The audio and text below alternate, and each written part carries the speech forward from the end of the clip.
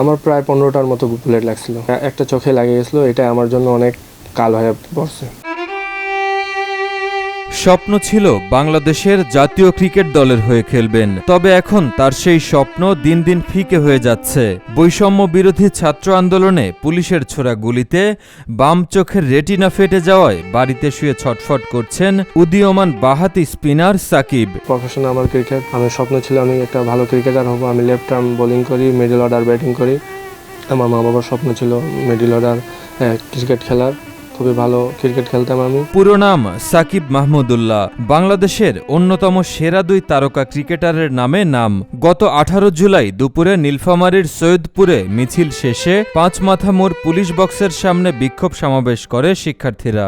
সমাবেশে সমন্বয়করা বক্তব্য দেওয়ার সময় পুলিশ এলোপাথারি গুলি ছুড়ে, এতে মারাত্মক আহত হন রংপুর কারমাইকেল কলেজের অনার্স প্রথম বর্ষের শিক্ষার্থী সাকিব। ভাই সাকিব 16 জুলাইও আন্দোলনে গেছিল, আবার 18 জুলাই আন্দোলনে গেছিল। ওইখানে পাঁচমাথা মোড় পুলিশের গুলি প্রথম লাগে। বৈষম্য বিরোধী ছাত্র আন্দোলনে আহত হয়েছে, আমাদের বুলেট গুলি লাগছে। তা সেখান থেকে আমার সহপাঠীরা আমাদের সৈয়দপুরে 100 শয্যায় নিয়ে গেছিলো। সেখানে ডাক্তার প্রাথমিক চিকিৎসা নেওয়ার পর মরিয়মে আসছি। মরিয়ম থেকে আমাদের পাঠানো হয়েছে রংপুরে মেডিকেলে। রংপুর মেডিকেল থেকে 2 দিন ছিলাম, চিকিৎসা নিয়েছি। সেখানে বি স্ক্যান করা হলো। বি স্ক্যান করার পর ডাক্তার দেখতে পাচ্ছেন যে ওখানে বি স্ক্যানে আমার বুলেট ধরা পড়ছে। সেখান থেকে আমাদের ঢাকা রিপোর্ট করছেন। সাকিব মাথায় 8টি, বাম চোখে 1টি ও নাকে 1টি ছররা গুলিবিদ্ধ হয়। ওই মুহূর্তে তাকে নেওয়া হয় সৈয়দপুর হাসপাতালে। এরপর রংপুর মেডিকেল কলেজ হাসপাতালে 2 দিন চিকিৎসা নেয়ার পর উন্নত চিকিৎসার জন্য পাঠানো হয় ঢাকার একটি বেসরকারি চক্ষু হাসপাতালে। অস্ত্রোপচার করে চোখের গুলি বের করতে সমর্থ হলেও চোখের রেটিনা ফেটে যাওয়ায় চিকিৎসকরা ভারতের চেন্নাইয়ে যাওয়ার পরামর্শ দিয়েছেন। বাংলাদেশ আই হসপিটালে সঞ্জয় কুমার দাস স্যারকে দেখাইছি। তো সেখানে প্রথম দিন দেখার পর আমার গুলি ধরা পড়ছে।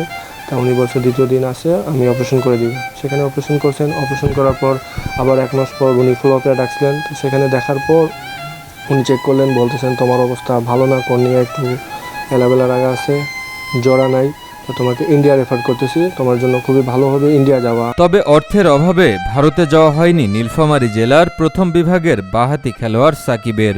বর্তমানে চিকিৎসা ছাড়াই বাড়িতে চোখের যন্ত্রণায় ছটফট করছেন বাবাহারা এই শিক্ষার্থী। কারণ আমার বাবা নাই, আমার মা আছে, আমার ভাইয়ারা আছে, ভাইয়াই আমার সংসার চালায়। তা এটা আমাদের জন্য আর্থিক একটু সমস্যা হয়ে যাচ্ছে।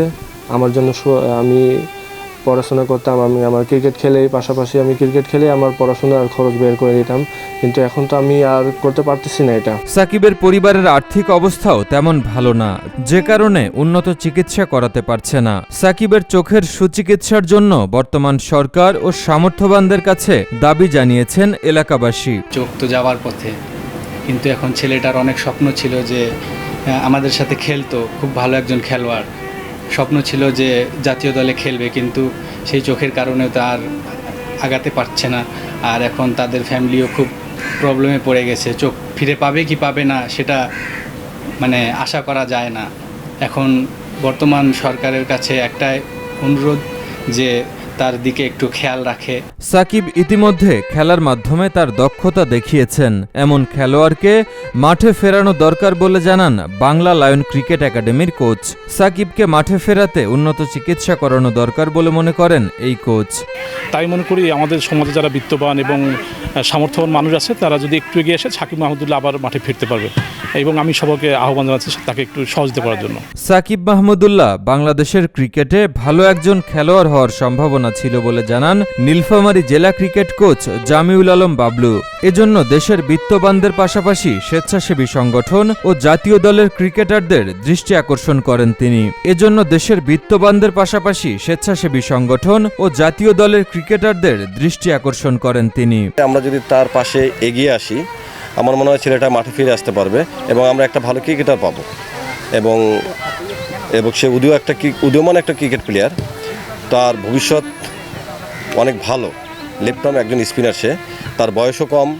তো আমি আকুল আবেদন করব যারা আছেন আমাদের ক্রিকেট প্লেয়ার, কোচ এবং যারা সমাজসেবী আছেন, আমি চাই তারা এগিয়ে আসে তার চিকিৎসার জন্য, সুচিকিৎসার জন্য ইন্ডিয়া পাঠানোর জন্য যে আর্থিক সহযোগিতা দরকার, সেই আর্থিক সহযোগিতা তাদের জন্য আমি কামনা করছি।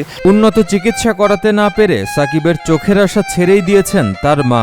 আর্থিক সমস্যা ছেলের ভবিষ্যৎকে অন্ধকারের দিকে নিয়ে যাচ্ছে। নিজেদের এমন ভাগ্যকে মেনে নেওয়া ছাড়া আপাতত কোনো উপায় দেখছে না তার পরিবার। ক্রিকেটার হওয়ার সব সম্ভাবনা দিন দিন শেষ হয়ে যাচ্ছে। এখন ছেলের ভবিষ্যতের জন্য একটা সরকারি চাকরির দাবি জানিয়েছেন সাকিবের মা। আমার ছেলের চোখটা গেল, আমার ছেলের চাকরি আমি চাই, ওনার ভবিষ্যৎ চাই।